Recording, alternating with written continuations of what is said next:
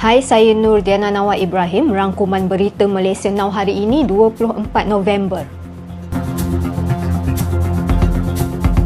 Hujan lebat sejak semalam menyebabkan beberapa negeri dinaiki air di mana Kelantan paling teruk terjejas, di samping Perlis, Pulau Pinang, Perak, Terengganu dan Kedah. Di Lembah Kelang, beberapa kawasan di Shah Alam dan Kelang dinaiki air menyebabkan beberapa jalan utama ditutup dan kesesakan lalu lintas di waktu pagi. Setakat tengah hari tadi, hampir 12,000 mangsa banjir dipindahkan ke pusat pemindahan sementara.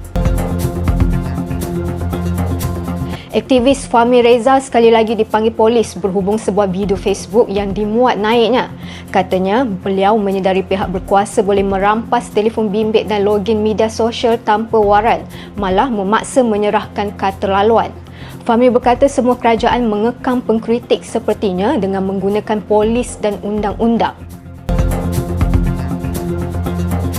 Coretan Facebook salah seorang bekas ketua pengarang New Straits Times ketika era Anwar Ibrahim bersama-sama Kerajaan Barisan Nasional kini dikongsi secara meluas. Dalam hantarannya, Kalimullah Hassan menaikkan kritikan pedas terhadap Anwar menyifatkannya seorang yang hanya bercakap kosong. Beliau meluahkan rasa hampa dan berkata Anwar jauh menyimpang daripada watak yang disangkanya, simbol perjuangan dan reformasi. Katanya ucapan Anwar tidak membawa apa-apa makna, malah kini beliau mengidamkan kembali ke zaman kegemilangan seperti mana di era Dr. Mahathir Mohamad dulu.